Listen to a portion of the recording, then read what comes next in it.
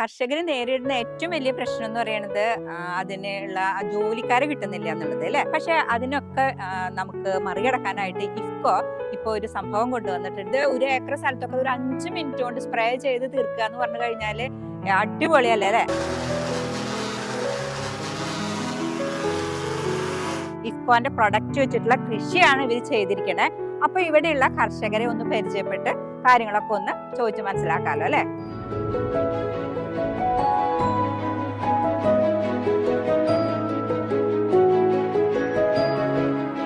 അപ്പൊ നമ്മളുണ്ടല്ലോ കിഴക്കൻ ചേരുന്നതേ ഇവിടെ എലപ്പുള്ളിയിൽ എത്തി നിൽക്കുകയാണ് കേട്ടോ. അതായത് പാലക്കാടിന്റെ അങ്ങേയറ്റത്ത് നിന്നിട്ട് ഇങ്ങേയറ്റം വരെ നമ്മൾ എത്തിയിട്ടുണ്ട്. ഇവിടെയും കണ്ടു നമുക്ക് കണ്ണെത്താ ദൂരത്തോളം ധാരാളമായിട്ട് ഇഫ്കോന്റെ പ്രൊഡക്റ്റ് വെച്ചിട്ടുള്ള കൃഷിയാണ് ഇവർ ചെയ്തിരിക്കണേ. അപ്പൊ ഇവിടെയുള്ള കർഷകരെ ഒന്ന് പരിചയപ്പെട്ട് കാര്യങ്ങളൊക്കെ ഒന്ന് ചോദിച്ചു മനസ്സിലാക്കാലോ അല്ലെ. സാറ് കൃഷിയിലോട്ട് വന്നിട്ട് എത്ര വർഷമായി? അതുപോലെ തന്നെ നമ്മുടെ ഇഫ്കോന്റെ പ്രൊഡക്റ്റ് ഉപയോഗിക്കാൻ തുടങ്ങിയിട്ട് ആദ്യം തന്നെ സാറിന്റെ പേര് പറയാ, പിന്നെ കൃഷി തുടങ്ങിയിട്ട് എത്ര വർഷമായി, അതിനു മുമ്പ് എന്തെങ്കിലും ജോലി ഉണ്ടായിരുന്നോ എന്നുള്ള കാര്യങ്ങളൊക്കെ നമുക്ക് അറിയാനായിട്ട് ഒത്തിരി ആഗ്രഹമുണ്ട്.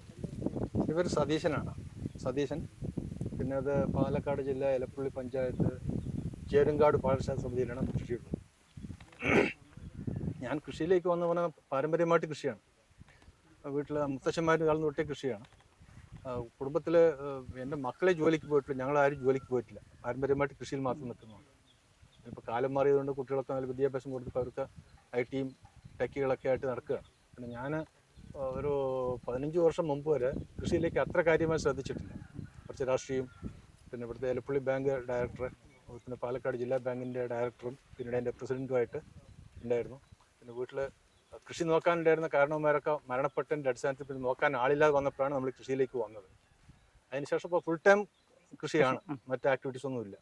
കൃഷിയിലാണ് ഇപ്പോൾ ഒരു 2000 തൊട്ട് 25 വർഷമായി ഫുൾ ടൈമായിട്ട് ഇപ്പോൾ കൃഷിയിലുണ്ട് ഞാൻ. അപ്പോഴാണ് പിന്നെ ഇവിടെ ഇഫ്കോൻ്റെ ആൾക്കാർ വന്ന് ബന്ധപ്പെട്ടതും. അപ്പോൾ ഇങ്ങനെ നമുക്കൊന്ന് ചെയ്യണം, ഒരു മോഡൽ ഫാമായിട്ട് നിങ്ങൾ ചെയ്യണം, അതിൻ്റെ റിസൾട്ട് എങ്ങനെ നമുക്ക് നോക്കിയിട്ട് ബാക്കി അടുത്ത കൃഷിക്കാരെ കൂടി പങ്കെടുപ്പിച്ചുകൊണ്ട് ചെയ്യണമെന്ന് അവർ നമ്മുടെ അടുത്ത് വരികയും ആവശ്യപ്പെടുകയും ചെയ്തപ്പോൾ കഴിഞ്ഞ ഒരു 2 മാസം മുൻപ് എൻ്റെ വീട്ടിൽ വെച്ചിട്ട് ഞാൻ ഈ പരിസരത്തുള്ള ഒരു 10-24ഓളം കർഷകരെ, ഇവിടുത്തെ പ്രാദേശികമായി നമ്മുടെ ഇതിൻ്റെ പരിസരത്തുള്ള കൃഷിക്കാർ മാത്രം ചെറിയും വലുതുമായിട്ടുള്ള ആൾക്കാർ വിളിച്ച് ഞങ്ങളൊരു ഇതിനെക്കുറിച്ച് അവയർനെസ് ക്ലാസ് എടുത്തു. അതിൽ അവരുടെ ഉത്തരവാദപ്പെട്ട ആൾക്കാർ വന്നിട്ട് ഇത് ഉപയോഗിക്കുന്നതുകൊണ്ടുള്ള ഗുണം എന്താണ്, പിന്നെ സാമ്പത്തികമായിട്ടുള്ള നമുക്ക് നേട്ടം എന്താണ്, മണ്ണിൻ്റെ പാരിസ്ഥിതികമായിട്ടുള്ള മണ്ണിൻ്റെ ഘടന നിലനിർത്തുന്നതിന് ആവശ്യമായിട്ടുള്ള അതിൻ്റെ പ്രത്യേകതകളും ഇത് ഉപയോഗിക്കുന്നത് കൊണ്ടുണ്ടാകുന്ന നമുക്കുള്ള നേട്ടങ്ങളും അതിനെ സംബന്ധിച്ചൊക്കെ തന്നെ അവർ വിശദമായിട്ട് ക്ലാസ് എടുത്തതിൻ്റെ അടിസ്ഥാനത്തിലാണ്. അപ്പോൾ 1 ഏക്കർ സ്ഥലത്ത് നമുക്ക് മോഡലായിട്ട് ഇവിടെ ചെയ്യാൻ വേണ്ടിയിട്ടാണ് തീരുമാനിച്ചതിൻ്റെ അടിസ്ഥാനത്തിലാണ്. അപ്പോൾ എൻ്റെ കയ്യിൽ നേരത്തെ വാങ്ങിച്ച് ഉപയോഗിക്കാതിരുന്ന സാധനം ഞാൻ ഇവിടുത്തെ കാണിച്ചു കൊടുത്തിട്ട് പിന്നെ അതുകൂടി ഉപയോഗപ്പെടുത്തുന്ന രീതിയിലേക്ക് നമ്മളിപ്പോൾ ചെയ്തു.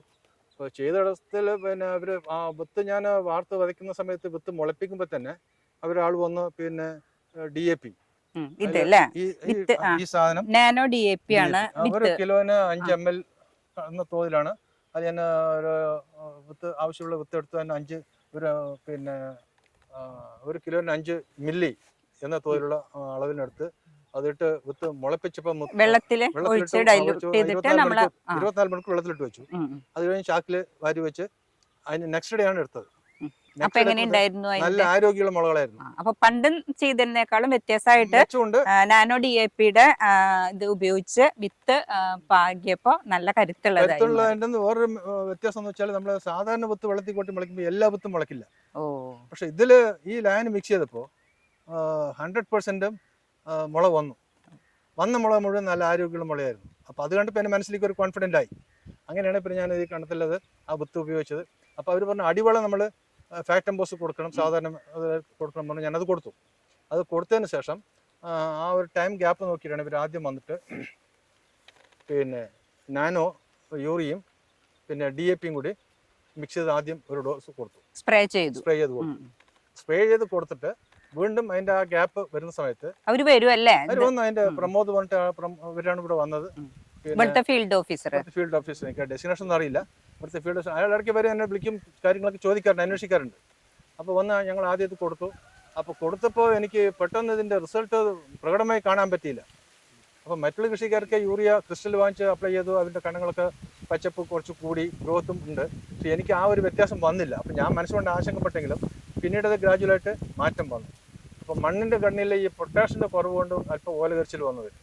അപ്പോൾ ഞാൻ ഈ പ്രമോദ് വന്നപ്പോൾ അവരോട് ആലോചിച്ച് പിന്നെ അയാൾ കൃഷി ഓഫീസറോട് സംസാരിച്ചപ്പോൾ ഇത് പൊട്ടാഷിൻ്റെ കുറവാണ്, അപ്പോൾ അതിന് പൊട്ടാഷ് കൊടുത്തു കഴിഞ്ഞാൽ ഈ ഓലകരിച്ചിൽ മാറുമെന്ന് പറഞ്ഞു. പിന്നെ അതിൻ്റെ അടിസ്ഥാനത്തിൽ ഞാൻ കുറച്ച് പൊട്ടാഷ് അപ്ലൈ ചെയ്തു, ആ മാറ്റം വന്നു. പിന്നെ DAPയും സാഗരിക കൂടി മിക്സ് ചെയ്തിട്ട് വീണ്ടും കൊടുത്തു. അപ്പോൾ ആ കാണുന്നതാണ് ഇപ്പോൾ ഈ കാണുന്ന. ഇനിയിപ്പോൾ എൻ്റെ റിസൾട്ട് വരുമ്പോൾ നമുക്കത് കൊയ്ത് കഴിഞ്ഞാൽ എൻ്റെ നെല്ലിൻ്റെ വെയിറ്റും എത്ര ഈൽഡ് കിട്ടിയെന്ന് നോക്കി നമുക്ക് കൊയ്ത് കഴിഞ്ഞാലേ പറയാൻ പറ്റും. പക്ഷെ ഇപ്പൊ നല്ല രീതിക്ക് തന്നെയാണ് നിൽക്കുന്നത്. മോശമില്ല. പിന്നെ യൂറിയ ചോട്ടിലിട്ട് കൊടുത്തു കഴിഞ്ഞാൽ ഓൺ ദ സ്പോട്ടിൽ റിസൾട്ട് കിട്ടും. പക്ഷെ അത് ഒരു 4-5 ദിവസം മാത്രമേ അതിൻ്റെ ഇത് ഉണ്ടാവുള്ളൂ. പക്ഷെ നമ്മുടെ നാനോ യൂറിയ അപ്പൊ തന്നെ കിട്ടില്ല, 1-2 ദിവസം എടുക്കും അതിന്റെ റിസൾട്ട് കിട്ടാൻ. പക്ഷെ ഒരുപാട് ഒരു 10 ദിവസത്തേക്ക് ലോങ് ഡ്യൂറേഷൻ ആണ് അതിന്റെ കാണുന്നത്, റിസൾട്ട് കിട്ടുന്നതാണ് അവർ പറയണത്.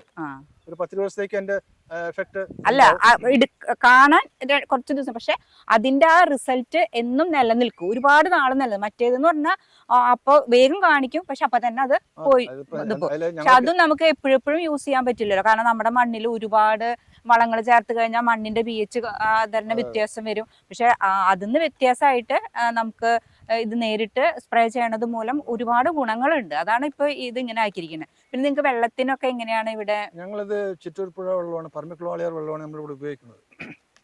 അപ്പോൾ വെള്ളം വരാൻ വൈകി കഴിഞ്ഞാൽ കൃഷിയൊക്കെ ബുദ്ധിമുട്ടാണ്. അല്പം സ്വല്പം ബോർവെല്ലും പിന്നെ തോട്ടിൽ നിന്നൊക്കെ വെള്ളം പമ്പ് ചെയ്യും. പക്ഷെ ബോർവെല്ലൊക്കെ വെള്ളം കുറവാണ്, കൃഷി ആവശ്യത്തിനുള്ള വെള്ളം പോരാ. ഇപ്പൊ വളങ്ങൾ മണ്ണിൽ ഇട്ട് കൊടുക്കുകയാണെങ്കിൽ വെള്ളം നിർബന്ധമായിട്ടും കൂടുതലും കുറവ്, പക്ഷെ നമുക്ക് സ്പ്രേ ചെയ്യുമ്പോൾ അതിലൊരു വ്യത്യാസം ഉണ്ടല്ലോ അല്ലെ? അഡ്വാൻറ്റേജ് ഉണ്ട്. അത് നമുക്കിപ്പോൾ വെള്ളം ഇല്ലെങ്കിലും ഇത് സ്പ്രേ ചെയ്ത് കൊടുക്കാൻ കഴിയും, അതൊരു അഡ്വാൻറ്റേജ് ഉണ്ട്.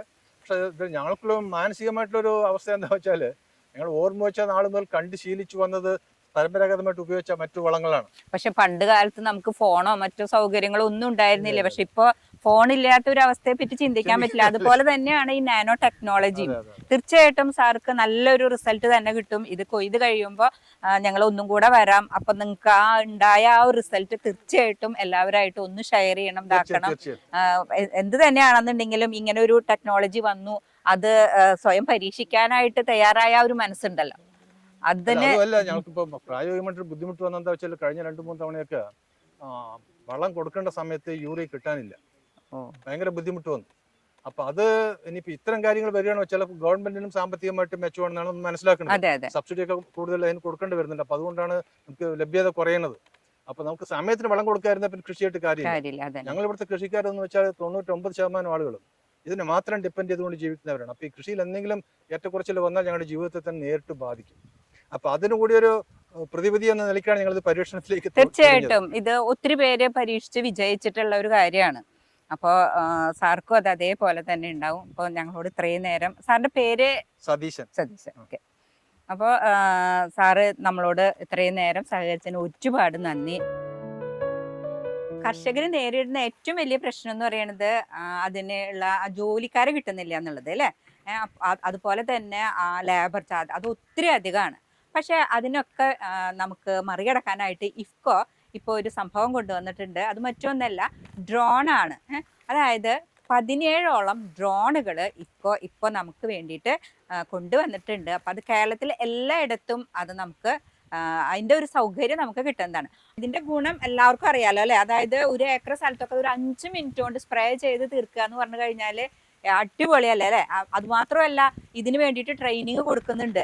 ഓരോരുത്തരും വെറുതെ ഒരാളെ വെച്ച് ചെയ്യിക്കുന്നതും അല്ല, അതിന് വേണ്ടി ട്രെയിനിങ് കൊടുത്ത് അവർക്ക് അങ്ങനെ കറക്റ്റ് ആയിട്ടുള്ള ആൾക്കാരെ വെച്ചാണ് ഇത് ചെയ്യുന്നത്. അതും ആ കർഷകർക്ക് കറക്റ്റ് സമയത്ത് അവർക്ക് എപ്പോഴാണോ അതൊക്കെ വേണ്ടത് എന്നുള്ളതിനനുസരിച്ച്. ആ കർഷകരുടെ വലിയൊരു പ്രശ്നം എന്ന് പറയുന്നത് അവർക്ക് ആ വളങ്ങളൊക്കെ കൊടുക്കുന്ന സമയത്ത് ശരിക്കും ആ പണിക്കാരെ കിട്ടില്ല. അത് വലിയൊരു പ്രശ്നം തന്നെയാണ്. പക്ഷെ ഈ ഫീൽഡ് ഓഫീസർമാർ വന്നത് നോക്കി കറക്റ്റ് ചെയ്ത് അതിന് വേണ്ടുന്നുള്ള കാര്യങ്ങളൊക്കെ ചെയ്യുന്നുണ്ട്. അപ്പൊ നമുക്ക് ഈ ഡ്രോൺ പറപ്പിക്കുന്ന ആളാരാണ് ഒന്ന് പരിചയപ്പെടാം, എങ്ങനെയൊക്കെയാണ് എന്തൊക്കെയാണെന്നുള്ളതൊക്കെ നോക്കാമല്ലോ അല്ലെ? അപ്പോൾ ഇതാണ് രാഹുല്, നമ്മുടെ ഡ്രോൺ ഈസി ആയിട്ട് പറപ്പിക്കുന്ന ഒരു മോനാണ്. അപ്പൊ എങ്ങനെയാണ് ഇത് പഠിച്ചെടുത്തത്? എന്തുകൊണ്ടാണ് ഇതിനോടൊരു ഇഷ്ടവും കാര്യങ്ങളൊക്കെ തോന്നാനായിട്ട്? ഡ്രോൺ എന്ന് പറയുമ്പോൾ ഒരു പുതിയൊരു സംരംഭമാണല്ലോ. നമ്മൾ കുഞ്ഞു ഡ്രോണൊക്കെ അപ്ലൈ ചെയ്ത് നോക്കിയിട്ടുണ്ട്.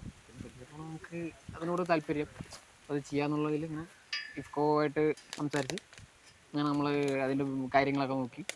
പിന്നെ നമ്മൾ ചെന്നൈയിലാണ് അതിന്റെ ട്രെയിനിങ് ഉണ്ടായി, ഒരു 15 ദിവസം ട്രെയിനിങ് ഉണ്ടായി. അത് കഴിഞ്ഞ് അങ്ങനെ വേറെ ഇതെല്ലാം ചെയ്യുമ്പോൾ വേറെ ബുദ്ധിമുട്ടൊന്നും ഉണ്ടായി? ഇല്ല, കുഴപ്പമില്ല. ഇപ്പൊ നമുക്ക് സമയം ലാഭിക്കാം, ഉം. പെട്ടെന്ന് എല്ലാം തീർക്കാം, ഏക്കറൊക്കെ തീർക്കാം അങ്ങനെ. അപ്പോൾ ഈ മോനാണ് ഇതാക്കുന്നത്. അപ്പം നമുക്ക് ജസ്റ്റ് എങ്ങനെയാണ് ഡ്രോൺ ഉപയോഗിച്ച് നമ്മുടെ കൃഷിയിടത്തിൽ ഇത് സ്പ്രേ ചെയ്യണതെന്ന് നോക്കിയാലോ അല്ലേ?